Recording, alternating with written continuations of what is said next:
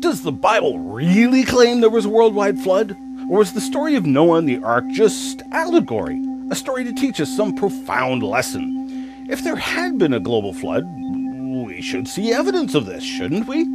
Maybe you have a friend or family member who's wondered about the flood of Noah. We're about to answer these questions and more. You should call them up and tell them you're watching this special edition of Genesis Week.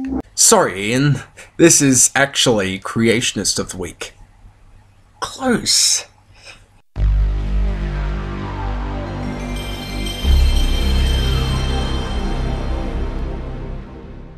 The weekly program of creationary commentary on news, views, and events pertaining to the origins controversy. We continue to bring you the information the anti-creationists don't want you to see or hear, and giving glory to our Creator while doing it.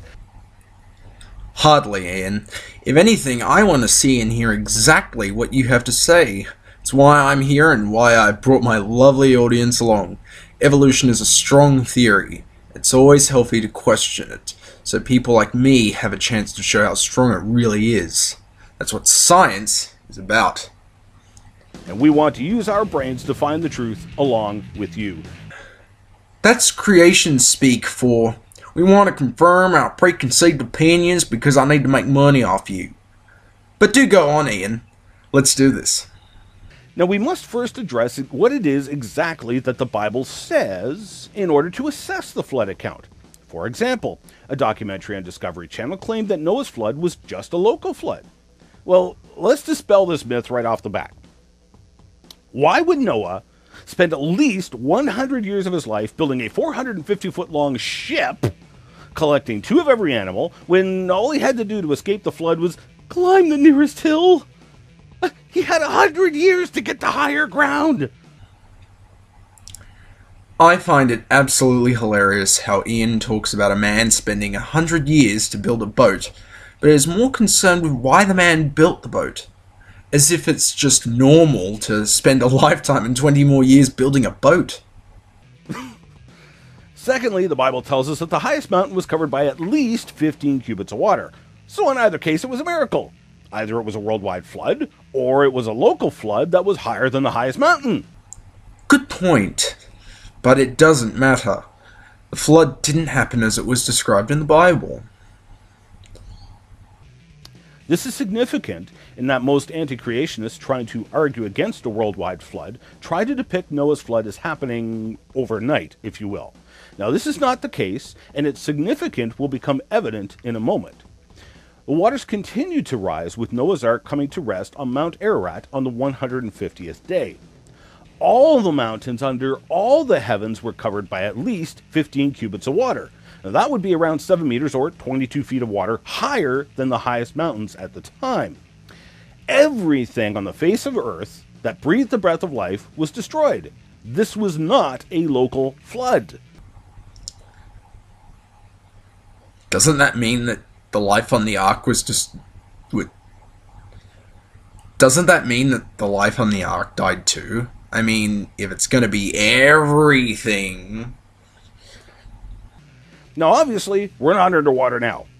So the water receded about 150 days later. This recession event is more significant than people realize, as it would have been the receding floodwaters that carved the major canyons, for example. Well, that's not true. Canyons have to form slowly. But you are right, Ian. It is significant because we are yet to find where the water went. You say it receded. Where did it recede to? We might have our missing links here and there, but you have a missing fucking ocean somewhere. Now presently our oceans rise and fall twice a day. Why? Tide goes in, tide goes out. Never a miscommunication. You can't explain that. The moon and sun pulling on the water, causing tides.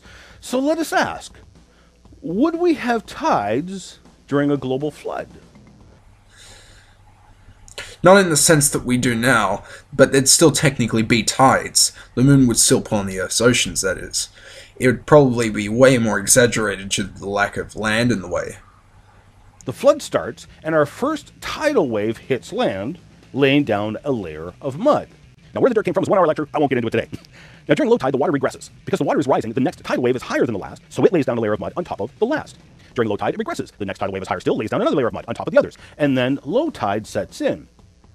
Now, during low tides, you'll have things like dinosaurs walking out on these freshly made tidal flats, trying to get to higher ground, foraging for food, etc.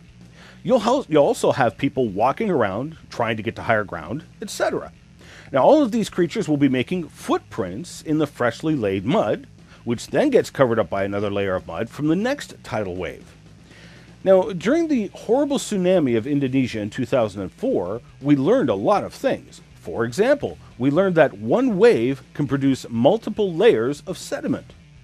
So if there has been a global flood, we should see layers of mud, now hardened into rock, all over the world. This is precisely what we see. No, it's not, Ian. What you're looking at there is geological strata. Strata are layers of rock or soil that is distinguishable from the other layers. In the timescale Noah's flood occurred, the layers would be so closely formed, and formed in such conditions that they'd all mix together. Pothole 54 has done experiments on this, if you don't take my word for it. Let's do it for him. To test the Hovin theory, add different flood detritus to a jar or a small tank. A few stones, some sand, red clay, weathered clay, humus-rich garden soil, natural topsoil from the forest, and a bit of vegetation. Add water and stir. Let's leave it to settle for a bit and look at more of the Hovin. A single flood doesn't produce separate layers of different material. It produces a single layer of graded material. I'll let Hovin prove my point by going back to the experiment he obviously never performed. Here's the tank again a day later, and we can count the number of layers it settled into. 1. What you get in this single layer is just a textbook example of what's called graded bedding. Coarser grains and heavy gravels tend to be found at the bottom, and smaller and lighter material like silts and muds are generally found nearer the top. It may look as though there are 2 or 3 separate layers here, but on closer inspection you can see the different grain sizes and the blurring of the boundaries. What you don't get are what we see in rocks all around us. Clearly defined sedimentary layers, each made of different material and in no particular order. And thus we see the first evidence of Noah's flood that I'm sure every person viewing this program has seen. Ian, that's incredible. Now, of course, some of these rock layers that we find throughout the world, some evolutionary geologists have contended could not have been laid down by a flood. For example, the Coconino Sandstones in Grand Canyon. Now, this is one of the more prominent vertical cliff faces in Grand Canyon, a bright white rock, but when you take a close look at it, it has a highly unusual formation called crossbedding. Crossbeds are not only formed by dunes, they can actually be formed with any inclined bed-formed surface with a flowing medium such as wind or water. Those on the Grand Canyon could have been formed with a riverbed for all we know, which would probably make sense since the Grand Canyon was formed by a river. Ian Juby is omitting the fact that crossbeds can come from almost anywhere, so that he can act surprised he's finding footprints inside them. Either that, or he didn't do his research. Furthermore, when we take a look in those cross-bedded layers of the Coconino Sandstone, we find fossil footprints. Lots and lots of them. They were made from what appeared to be some kind of lizard or amphibian. Now, there are a number of unusual characteristics of these fossil footprints. For instance, there is no tail drag markings. Now, everyone believes these creatures had a tail, so why did the tail leave no markings in the sand? One logical explanation would be because the sands aren't in a desert, but were underwater and the animal's tail is being buoyed up by the water. This would also explain the fact that the trails of fossil footprints almost always go only uphill, and many of the trails crab track as if the animal was fighting a flow of water trying to walk uphill. Now, in a short distance, the footprints will go from very deep to shallower to claws only to completely disappearing. Did the animal grow wings and fly away? No, but maybe they climbed out of the water and walked off onto hard ground. Try harder, Ian. None of this makes sense within the model of desert dunes. However, it makes complete sense if the crossbedding was made underwater. Professor Clark, engineer Andrew Rodenbeck, and myself were conducting experiments in a flume at Creation Evidence Museum in Glen Rose, Texas, a few years ago. Now, a flume is just a big box with clear sides that we run water and dirt through. We found that when we tilted the flume uphill and forced the water to go uphill, the sediments dropped out in the form of crossbed. Ian, that's Turns incredible. out all that needed was standing water. The flow coming in is moving fast enough to pick up and carry the dirt, but when it hits the standing water, it comes to a stop, can no longer hold the sand, and it drops it, much like a continually lengthening conveyor belt. We had Dr. Carl Baugh, director of the museum, get us some amphibians from the pet store, some newts.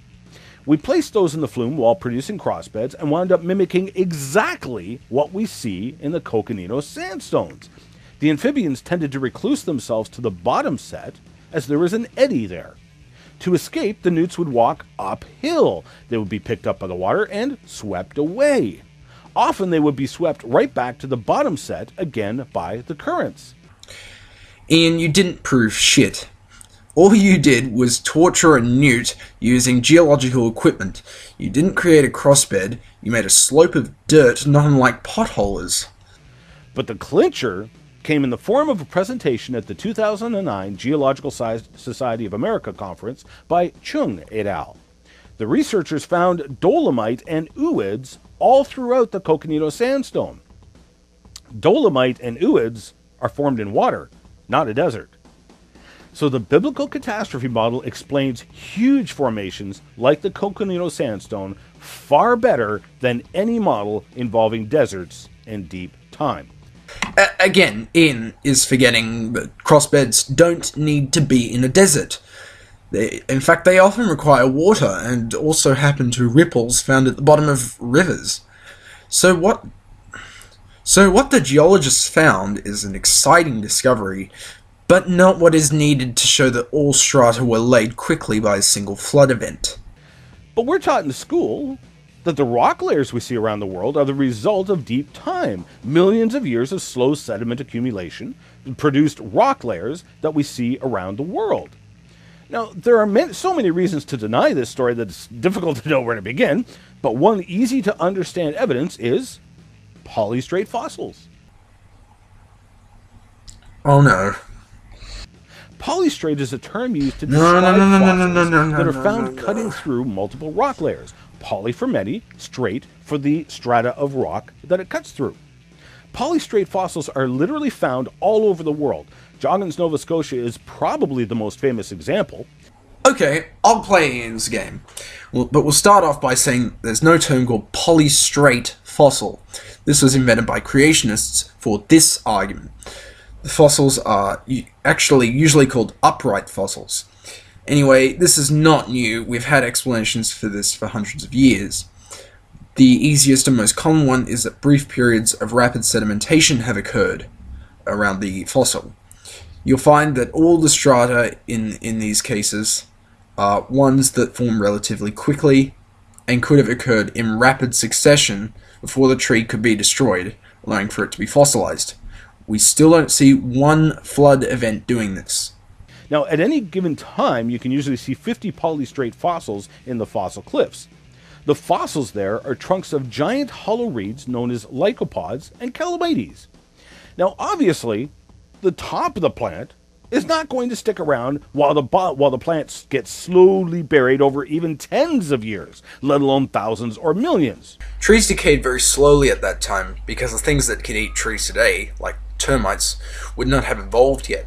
So the tree is going to stick around for at least a few decades while things like shale and sandstone are rapidly deposited around it. It's not going to decay very easily, and it's going to get preserved by those deposits. In fact, this one particular trunk was buried on an angle, which is even more profound evidence that these layers were laid down in rapid succession. Now you're getting it, Ian! In rapid succession. Rapid succession! Not a single flood event that went for 150 days. Now, this scenario fails to fit the facts on many levels. For example, here we see a fossil root from one of the lycopods. At each of those dimples, a rootlet radiated out from the root. Now, you can see the rootlets in the surrounding rock.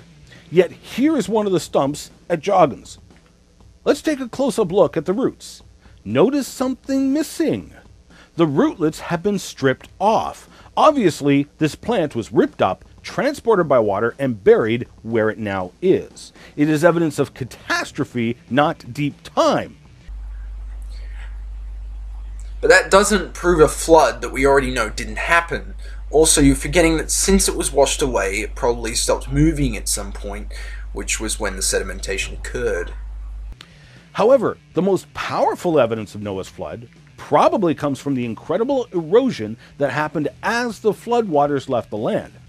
All around the world, we find strange features that cannot be explained by present-day processes or deep time, but are explained beautifully within the model of a global flood. We find hundreds of water gaps around the world. A water gap is a canyon that was cut by water through a mountain, but the water could have gone around the mountain. Grand Canyon is probably the most famous example of a water gap. Oh, really? Well, look what happens when I Google Grand Canyon water gap. Nothing. If I look on the Wikipedia page for water gap, the Grand Canyon is nowhere to be seen. The Grand Canyon is not a water gap, it's a canyon. It's carved out of a plateau, it's not even in a mountain range. I also see no evidence or reason why deep time is anything but necessary for making water gaps. It cuts through the Colorado uplift, where it could have gone around the uplift. No, the river was already there. It eroded into the land as the uplift occurred. It didn't need to go around because the river was there to begin with. When visiting Grand Canyon, we are told that the mighty Colorado River carved Grand Canyon. Even standing on the shores of the Colorado River, it's not that big. And the fact that the river would have had to have climbed thousands of vertical feet before it could start cutting the canyon tells you there's a problem with the theories involving deep time. It would have had to have climbed thousands of vertical feet. It cuts through the Colorado uplift, and thousands of vertical feet, Colorado uplift, and thousands of vertical feet, Colorado uplift. So as you can see, this really isn't a mystery. Ian's contradicting himself. He knows there was an uplift the river didn't climb. That's enough for today. There's another quarter hour of this that I'm not going through. I think it's clear that Ian's Genesis Week Noah's Ark special has earned him Creationist of the Week for this week. I think we'll bring him back in a few weeks if I find something else of his that I like. But next week we're going to take a look at true empiricism. Thank you for watching. I am Anthological. And this audience should know that your IQ is off the chart, and we appreciate that. Ian, that's incredible.